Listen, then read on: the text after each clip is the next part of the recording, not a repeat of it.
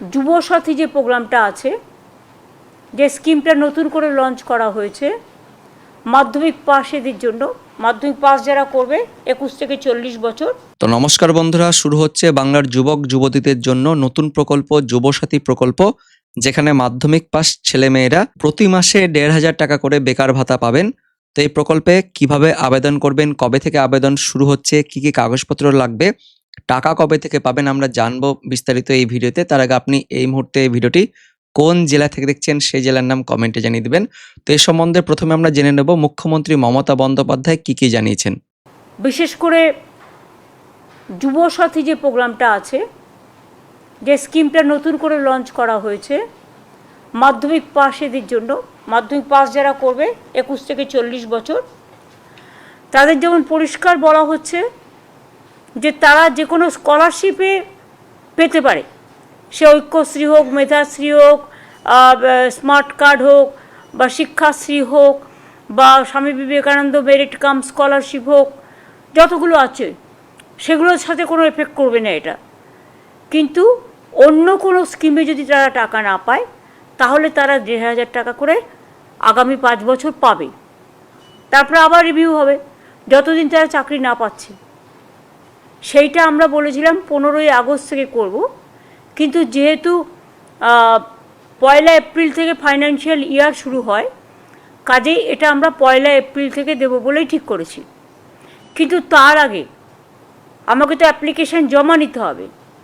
সেই জন্য আমরা যেটা প্ল্যান করেছি, সমস্ত ডিপার্টমেন্টের সেক্রেটারি আছে, চিফ সেক্রেটারি মনোজ পন্ত, অমিত মিত্র সহ, ফাইন্যান্স সেক্রেটারি সহ সবাই আছে, যেটা আমরা প্ল্যান করেছি যে আমরা কাগজে অ্যাডভার্টাইজমেন্ট করব, এবং আমরা প্রত্যেকটা অ্যাসেম্বলি বয়েসে, যেহেতু এখন এসআইআর নিয়ে সবাই ব্যস্ত, সেই টিমকে তো তোলা যাবে না, কাজেই অ্যাসেম্বলি ওয়াইজে 294টা কেন্দ্রে আমরা 294টা ক্যাম্প তৈরি করব।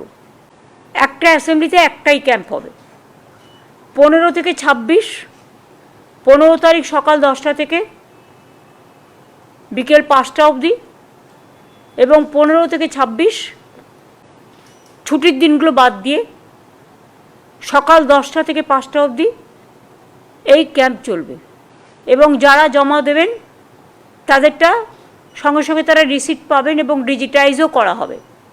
তো বন্ধুরা, শুনতে পেলেন মুখ্যমন্ত্রী মমতা বন্দ্যোপাধ্যায় জানালেন 15ই ফেব্রুয়ারি থেকে 26শে ফেব্রুয়ারির মধ্যে এই যুবসাথী প্রকল্পে অর্থাৎ বেকার ভাতা পাওয়ার প্রকল্পে আবেদন করার প্রক্রিয়া শুরু হচ্ছে। দুয়ারে সরকার ক্যাম্পের মতো প্রত্যেকটি বিধানসভায় এই ক্যাম্প হবে।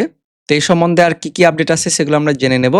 বিগ ব্রেকিং, এপ্রিলে যুবসাথীর টাকা, কিন্তু কারা পাবেন না এই সুবিধা, কারা পাবেন, কোথায় আবেদন করবেন, যোগ্যতা কি কি লাগবে, সবকিছু আমরা জানবো।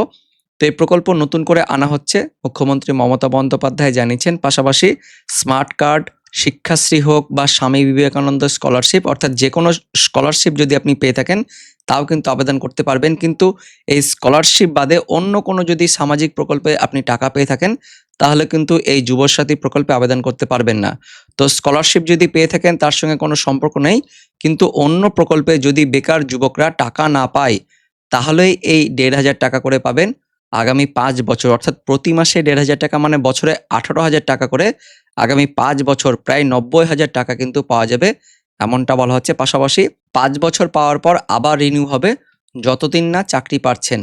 রাজ্য সরকারের প্রস্তাবিত এই প্রকল্পে বেকার যুবক যুবতীদের মাসিক ভাতা দেওয়া হবে 1,500 টাকা করে দেওয়া হবে, যেটা বললাম বছরে 18,000 টাকা পর্যন্ত এই সহায়তা দেওয়া হবে। তো কারা কারা পাবেন এই যুব ভাতা প্রকল্পের টাকা? যাদের বয়স 21 থেকে 40 বছরের মধ্যে তারা কিন্তু পাবেন। পাশাপাশি ন্যূনতম মাধ্যমিক পাস করতে হবে, অর্থাৎ মাধ্যমিক পাসের নিচে থাকলে কিন্তু আপনি এই টাকা পাবেন না, কিন্তু মাধ্যমিক পাস করলে আর বয়স যদি 21 থেকে 40-এর মধ্যে থাকে তাহলে আপনি এই প্রতি মাসে 1,500 টাকা বেকার ভাতা পাবেন।